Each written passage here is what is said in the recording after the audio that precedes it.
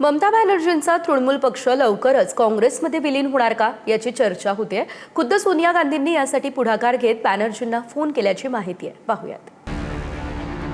आमदार खासदारांच्या फुटीनंतर ममता बॅनर्जींनी आपला टीएमसी पक्ष काँग्रेसमध्ये विलीन करावा असा प्रस्ताव खुद्द सोनिया गांधींनी ममता बॅनर्जींपुढे ठेवल्याची माहिती आहे। माहितीनुसार स्वतः सोनिया गांधींनी यासाठी ममता बॅनर्जींना फोन केला।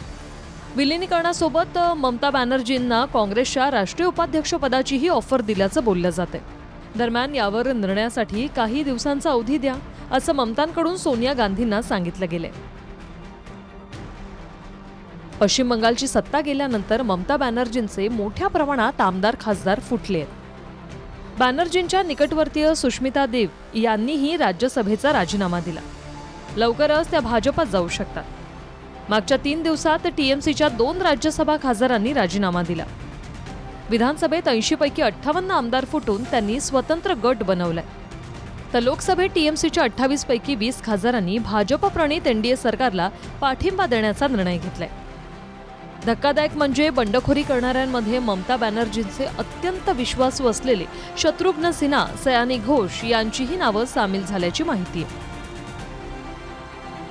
त्यामुळे फुटीमागे भाजप असून यावर वेळीच निर्णय न घेतल्यास पूर्ण पक्ष भाजपच्या अधीन जाईल अशी भीती ममता बॅनर्जींच्या समर्थक गोटातून वर्तवली जाते। त्यामुळे ममता बॅनर्जी आणि काँग्रेस हायकमांड यांच्यातल्या भेटी वाढल्या असून विलीनीकरणाबद्दल लवकरच मोठा निर्णय होईल अशी दिल्लीत चर्चा रंगली। Bureau report, TV9 Marathi.